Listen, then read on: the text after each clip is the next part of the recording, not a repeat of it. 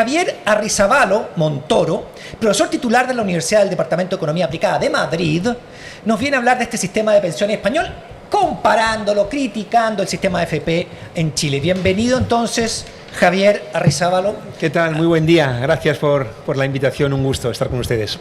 Ya. Muchas gracias por venir. Para empezar, para explicar un poco del contexto para nosotros, Chile tiene un debate sobre pensiones muy sesgado por la influencia de las AFP, las pensiones privadas, en cuanto a actores de presión política. Ellos tienen un presupuesto para hacer lobby, incluso han hecho cartas a sus afiliados que recibieron críticas de la superintendencia, de los reguladores, para hacer propaganda sobre el sistema. Y parte de esa propaganda es decir que en el mundo los sistemas de reparto están quebrados. Y el ejemplo típico que da después de Argentina es España. Ahora, el sistema español, después de la crisis financiera que sufrió el mundo, igual ha tenido problemas de financiamiento, pero han exagerado sistemáticamente esas críticas. ¿Cuántos problemas de financiamiento tiene el sistema de pensiones en España? ¿Es quebrado como dicen las AFP? Bueno, conozco un poco el caso chileno, porque yo viví aquí, estudié aquí, y de hecho mi tesis doctoral fue sobre el modelo económico de la dictadura, que se publicó como libro el año pasado, Milagro o Quimera, con mi nombre.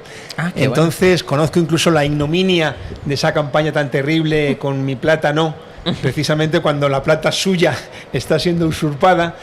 Es muy interesante lo que preguntas. Me alegro de veras que lo pongas sobre la mesa, porque lo primero que habría que decir, yo diría dos cosas, ¿no? En primer lugar, es falso, radicalmente falso. En España se aprueba en diciembre del 21 una ley que exige una auditoría de las cuentas de la Seguridad Social, porque ha habido un desvío masivo de fondos de la Seguridad Social a otros gastos del Estado. Esto es importante porque la Seguridad Social tiene unas cuentas específicas, es una contabilidad distinta del Estado, porque la Seguridad Social, tercera o cuarta vez que digo la expresión, pero importa, porque a veces tenemos palabras, expresiones delante y quizás no reparamos en lo que significa. En Chile no hay un sistema de seguridad social, porque además no podría ser privado. Si fuera privado no sería seguridad social. Exacto. Cuando decimos seguridad social, estamos diciendo que la sociedad provee seguridad al conjunto de la población desde el punto de vista de poder seguir teniendo un cierto nivel de vida hasta el último día de la existencia de cada cual sin tener que trabajar hasta el último día.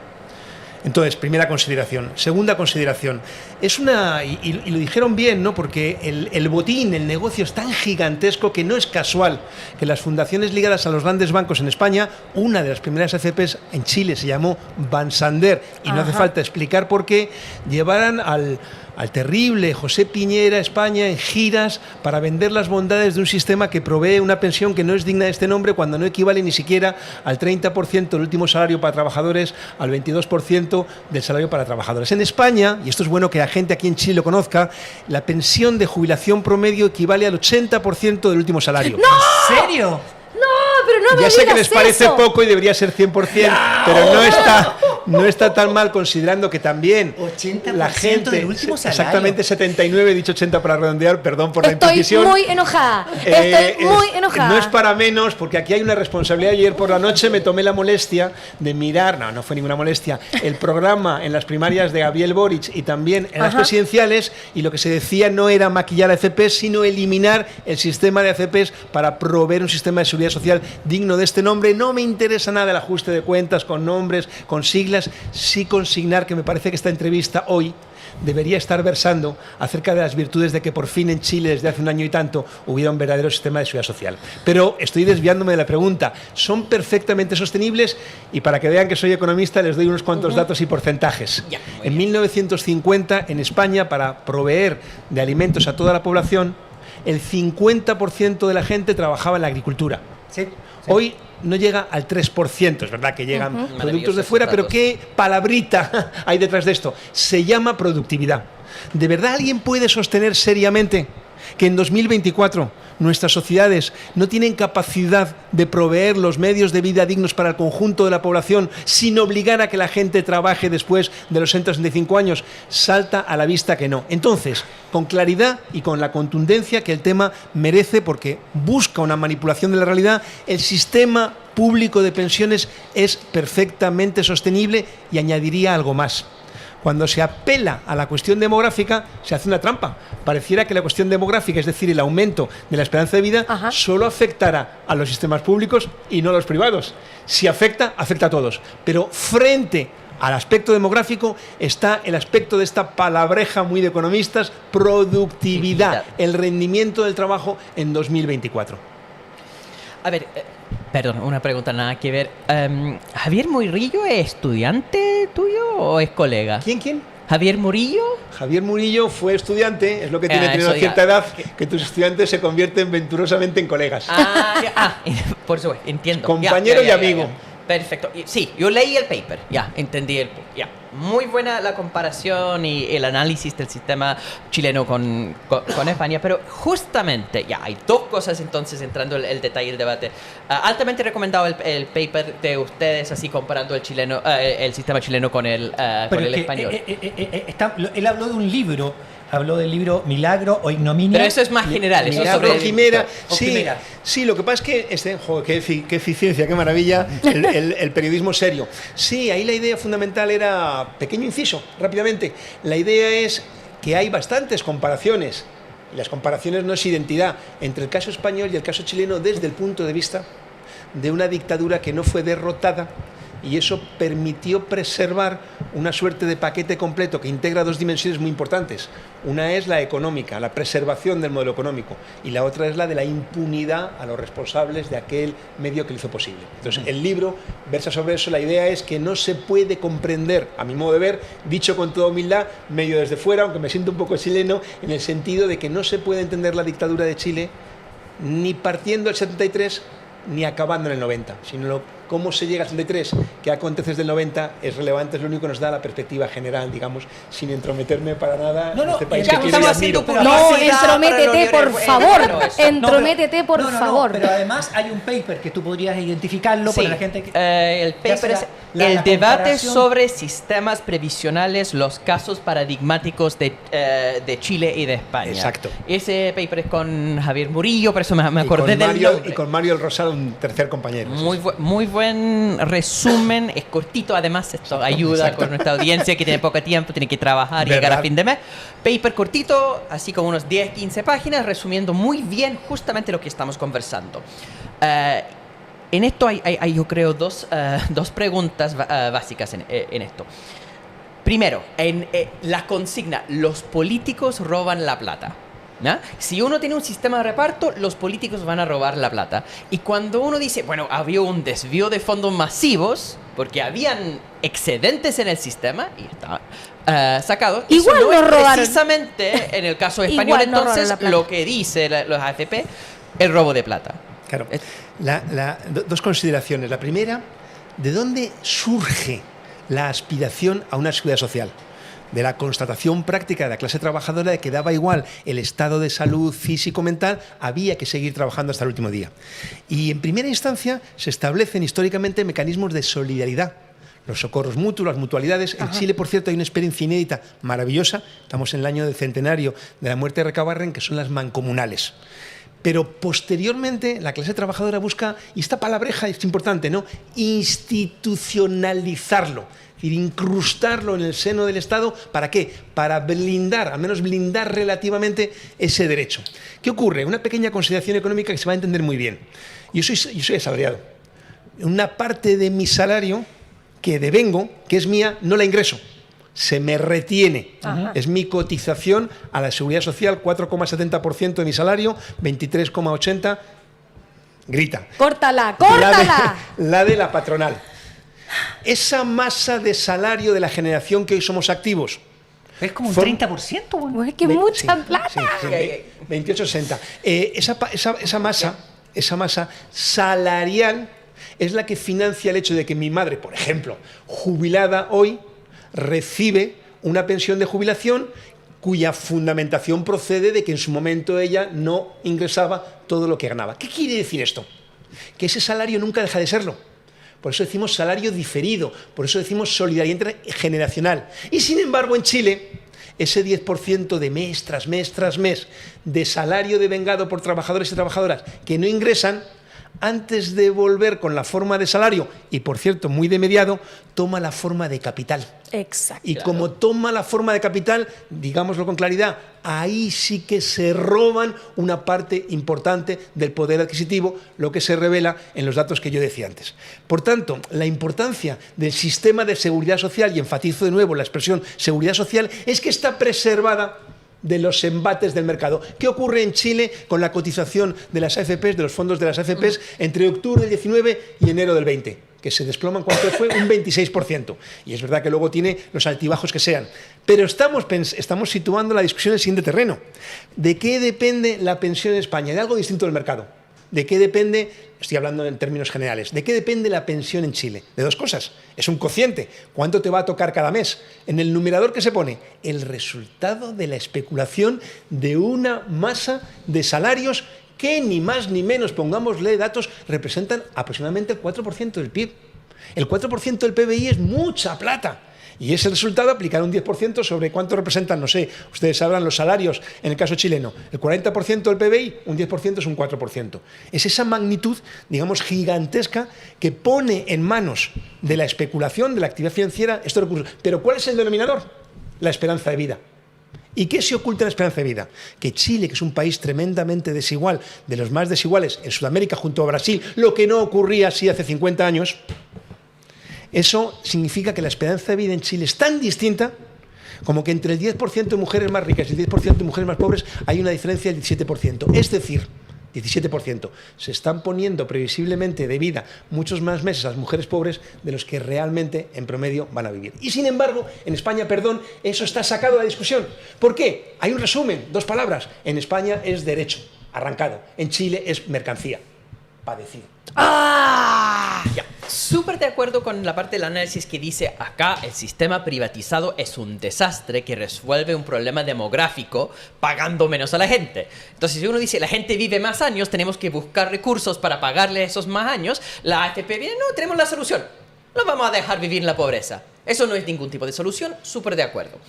Pero cuando dice, ya, la solución para eso es la productividad. El gran ejemplo lo de la reducción en la población dedicada a la agricultura. Porque uno tiene 2% de la población trabajando en agricultura, produciendo suficiente comida para ellos y para los 98% y para todos los demás. Más. Entonces, con una reducción en la cantidad de activos, por supuesto, que baja la cantidad de activos, pero producen suficiente para ellos y para todos los demás. Pero eso requiere de aumentos de productividad que implica mayor inversión.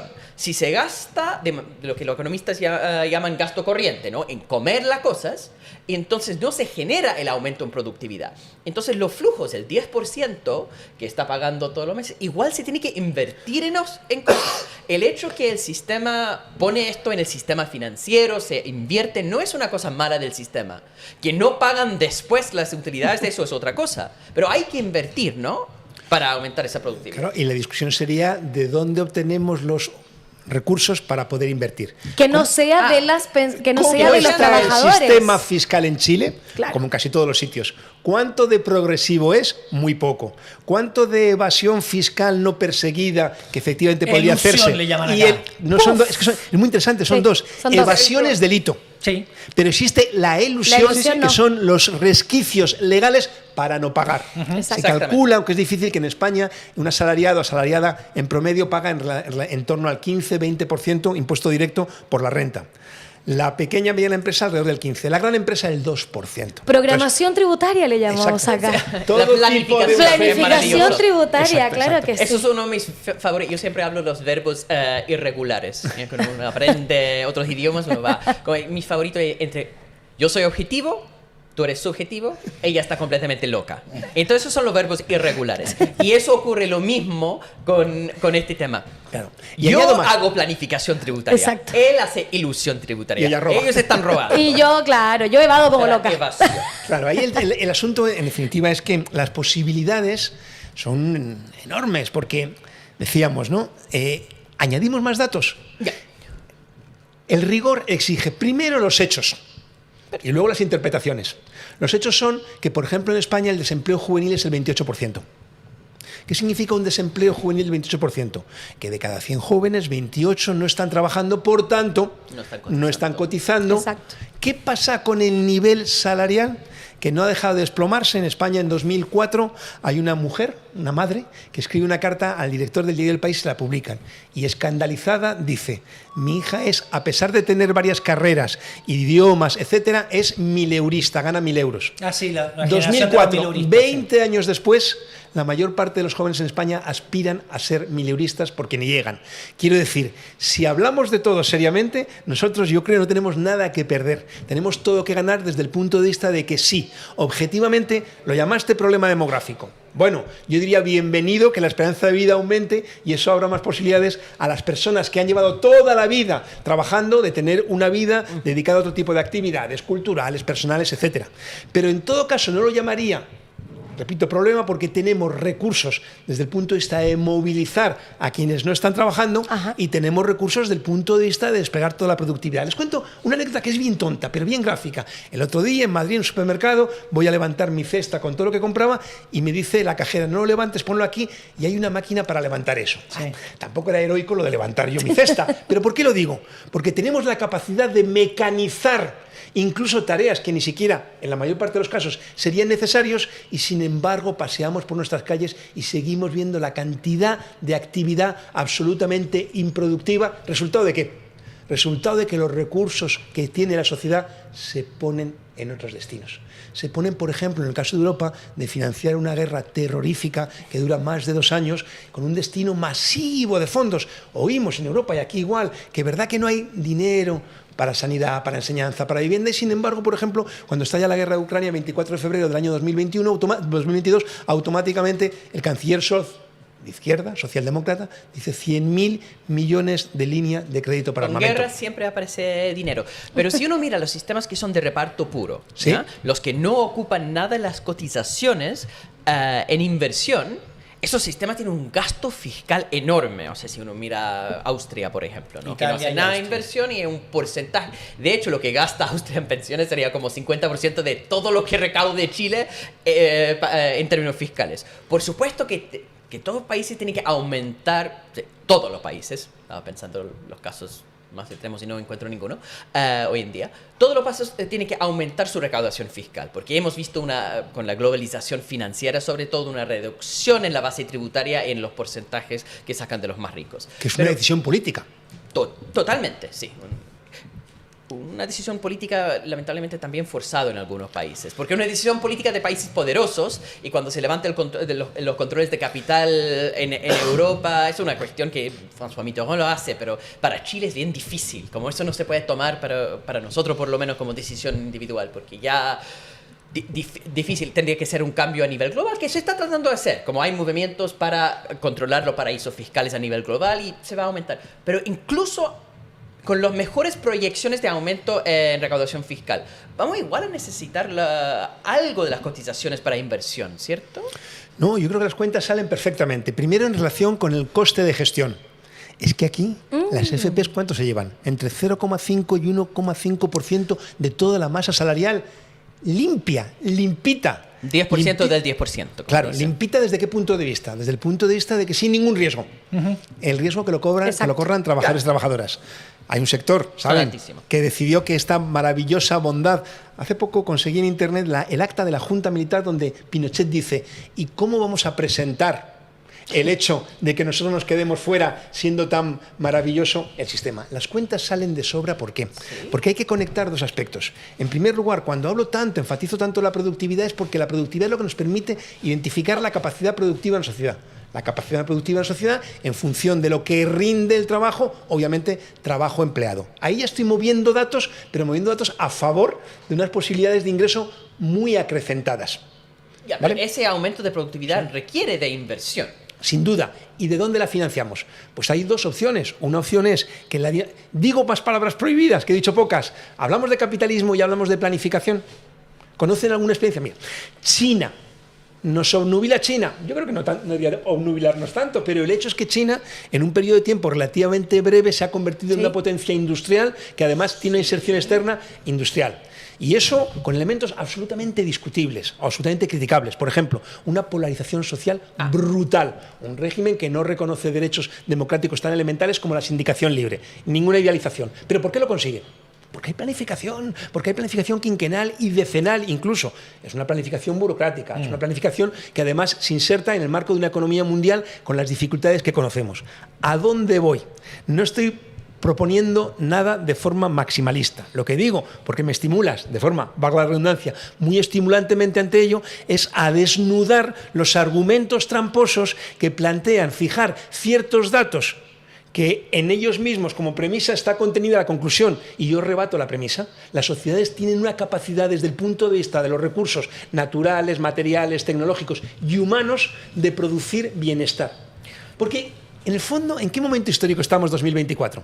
En un momento histórico presidido porque las aspiraciones legítimas del conjunto de la población son perfectamente factibles. La FAO, la Organización Mundial de Alimentación de Naciones Unidas, establece que se producen alimentos para nutrir a 12.000 millones de personas a razón de 2.700 calorías diarias.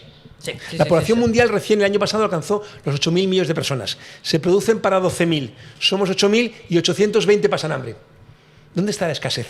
El problema tiene que ver con las reglas del juego. Alimentación, vivienda, sanidad, enseñanza, cultura, ocio, transporte, vestido. Eso tiene la humanidad capacidad de producirlo mucho más que sobradamente, sin duda. Por tanto, la pregunta, la discusión no está en ninguna inevitabilidad, sino que está estrictamente en eso que coloquialmente llamamos las reglas del juego. Si nos ponemos un poquito más teóricos, diríamos las relaciones de producción capitalistas, que admiten todo excepto una cosa: que se comprometa la rentabilidad. La rentabilidad es lo que es absolutamente, está fuera de toda discusión. Y al final, en la balanza, muchas veces hay que poner o rentabilidad o derechos. Yo, seguramente, con su agudeza han detectado que me decanto del lado de los derechos. Lamentablemente, algunos gobiernos que son elegidos, y no pienso en ningún país, y se me ocurren unos cuantos, ponen, a pesar de que fueron elegidos para hacer prevalecer los derechos, hacen prevalecer la rentabilidad. Tú en un principio, cuando llegaste acá, dijiste que habías visto esto terrible de con mi plata no, ¿cierto? Tú lo dijiste. Entonces, en Chile, bueno, un movimiento liderado por un tipo que le protege los intereses a los de derecha, el Bernardo Fontaine, con mi plata no.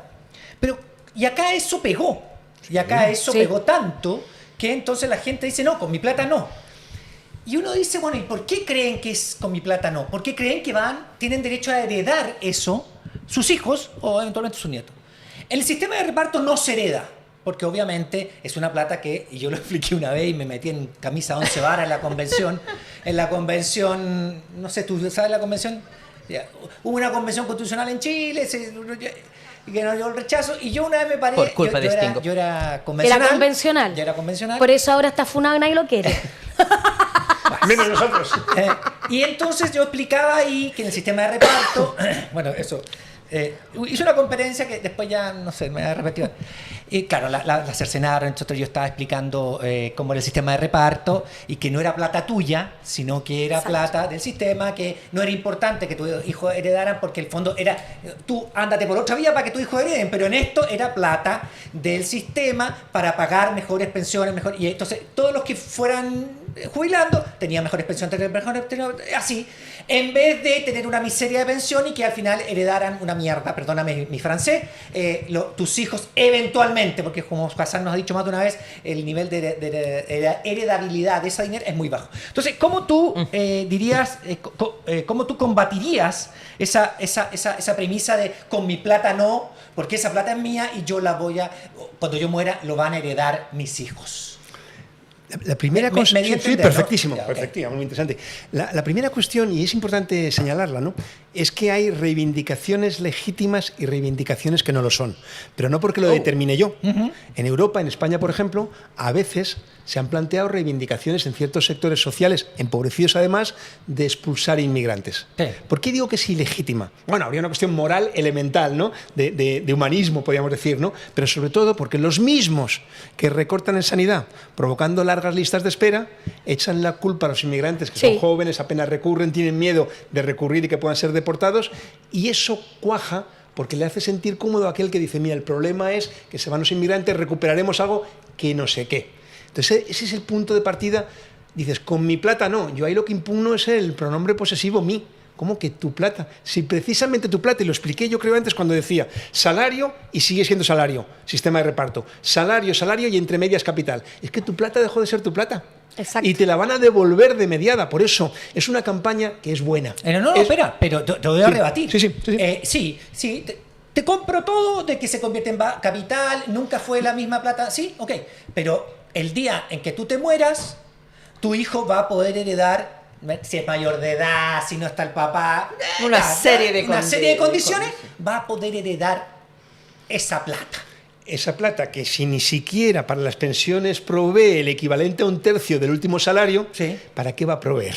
Es decir, es que la recibes toda. Si es que eres mayor de edad, no estás estudiando, no hay marido. No sé. Pero a lo que aludo con eso es que bajo el señuelo de que eso supuestamente permitiría construirse una vida, no sé cuánto, y un negocio, y ahora voy a ello, de momento lo que nos estamos dejando en la gatera es ni más ni menos que la posibilidad de una pensión. ¿Haría un buen negocio la clase trabajadora renunciando a la pensión a cambio de una promesa que hay que verificar? Que todavía no estamos en un escenario perfectamente plausible. Hoy día, cada día se calcula que se mueven los mercados financieros internacionales entre 5 y 6 billones de dólares. La incertidumbre, la inestabilidad, los riesgos son gigantescos. ¿Alguien podría razonablemente apostar que no va a haber más de una o dos, que son las que se podrían cubrir, quiebras de AFPs? Claro. Pero sigo. Es bueno desde el punto de vista ideológico, ¿por qué? Porque esto tiene que ver con una gran falacia que es la meritocracia. Se supone que tus condiciones dependen de lo que tú te esfuerces. ¡Mentira! Suena bien si no fuera radicalmente falso. Hay un estudio muy interesante, un articulito, antes que hablábamos, que establece cómo en Florencia, la ciudad de Florencia en Italia, son exactamente las mismas familias desde hace 6 siglos. El ascensor social nunca funcionó, hoy funciona menos, y eso que nunca funcionó plenamente. Es decir, la ilusión es, y es muy buena tu pregunta, ¿por qué? Porque el planteamiento que hay detrás es que la salida es individual. La salida es individual. No, y además, la salida es individual y eso se presenta, lo cuento como una anécdota que a mí me gustó mucho cuando lo oí, fue hace mucho tiempo. Había un sindicalista senegalés en Madrid en un evento y el tipo explicó lo siguiente. En Senegal hay Código del Trabajo, un estatuto de los trabajadores que protege a los trabajadores. ¿Qué porcentaje, imaginen, Senegal, una economía devastada, qué porcentaje de la clase trabajadora está protegida? Decía, menos de un 1%. Y decía, menos de un 1%, ¿qué es la regla? El 99 y tanto restante es la excepción. Parece que el tipo no sabía matemáticas, en realidad sabía política porque decía, en el momento que hipotéticamente se derogara esto, el 100% de trabajadores sin ningún derecho sería la regla. Mientras existe, hay la aspiración a ser protegido.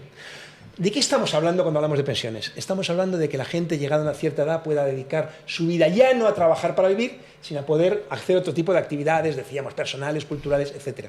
¿Eso cómo se provee? Se provee a partir de confiar que individualmente y a través del mecanismo de la herencia voy a poder proveer condiciones buenas a mis hijos, nietos, lo que fueran, o se consigue a partir de constatar el hecho objetivo de que quienes vivimos de nuestro trabajo, por oposición a quienes viven de nuestro trabajo, compartimos intereses. Y cualquier joven, por ejemplo, que dijera, los trabajadores veteranos que tenéis en España, seguridad social, un salario digno, etcétera, sois el obstáculo para nuestras condiciones laborales, como dice el Fondo Monetario Internacional, que nos llama privilegiados, cualquier joven que se creyera ese discurso, obviamente estaría acabando la tumba de su propio futuro. Estoy de acuerdo contigo. Eso es lo que expliqué yo en la convención y sí, pues es cierto, yo expliqué eso. Daniel Matamala después lo reconoce, por último hago que haga. Ok, son ya 10 para la 1 de la tarde. Ha sido muy, muy interesante. Cuéntanos un poco del seminario. Que agradecemos mucho que hayas venido. Y sí, invitemos nosotros, ahí está. Seminario Internacional en Defensa de la Seguridad Social, 12 de abril, o sea, en 2 días más. Mañana está el paro de la CUT y el 12 de abril está el Seminario Internacional de Defensa de Seguridad Social, donde usted puede ir a escuchar a este españolito que habla tan bonito, don Javier. Sí, es una... no me... Es que te dije eso, entonces me retan. Sí, es un académico de primer nivel, con doctorado. Pero que además nos cayó bien. Pero quiero decir algo yo.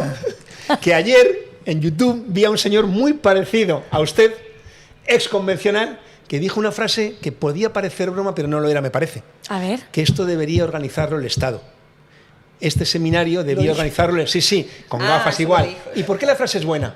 Porque efectivamente debería haber 2 características del seminario que no se van a dar lo cual realza el valor de quienes lo hacen y pelean por ello. El primero es que efectivamente debería ser un seminario conmemorativo de la celebración de la puesta en marcha de un sistema de seguridad social en Chile, sí. Y en segundo lugar, quizá en el Congreso, los partidos, sindicatos que dicen representar los intereses de todos, deberían promoverlo, pero es muy valioso y lo que importa es el esfuerzo gigantesco, me consta, de toda índole para hacer posible un seminario internacional que, como yo decía antes, va a partir de los hechos, de registrar los hechos y con el enfoque que muy bien habéis encarado, comparativo, para saber lo que es factible y lo que no, para desmontar la falacia ideológica en el sentido peyorativo, propagandística, de que los sistemas públicos no son sostenibles. Decía el clásico español, los muertos que vos matáis gozan de buena salud, ¿no? Sí. Entonces, efectivamente, qué bien la invitación que hacéis y muchas gracias por haberme hecho sentir en casa, que he estado aquí muy, muy a gusto. Que lo sepáis. Entonces, mañana en Sala América de la Biblioteca Nacional, ahí en Alameda 651,